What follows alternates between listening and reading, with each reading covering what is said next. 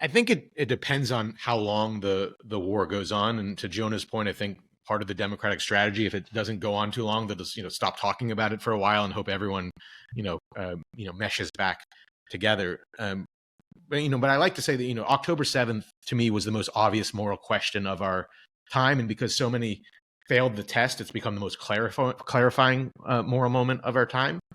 And you're seeing that, I think all over the place. And I think the long lasting potential impact of it, Sarah, to answer your question, is I do think that, I don't know if it killed the woke moment, but I think a lot of people are now saying like, whoa, whoa, whoa, whoa, wait, what is being taught at our school? How are there pro-Hamas rallies, which I think a lot of these things effectively are?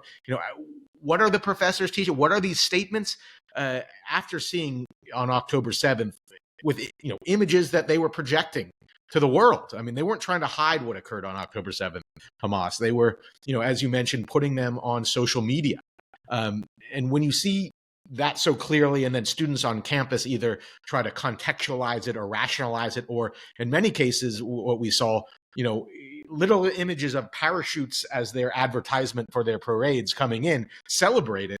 I do think it made a lot of people that were a little bit silent with a lot of these woke questions, for lack of a better term, on college campuses say, hold on a moment. What is being taught on college campuses? What are being taught in schools?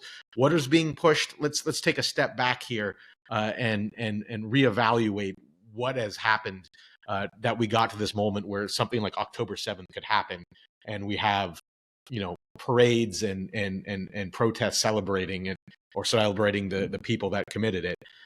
So I think at least maybe I'm optimistic that at least there's going to be a begin to reevaluate, how far maybe we've gone. I don't even want to say culturally, but how far we have allowed the campuses and other places, elite institutions, to delve into insanity.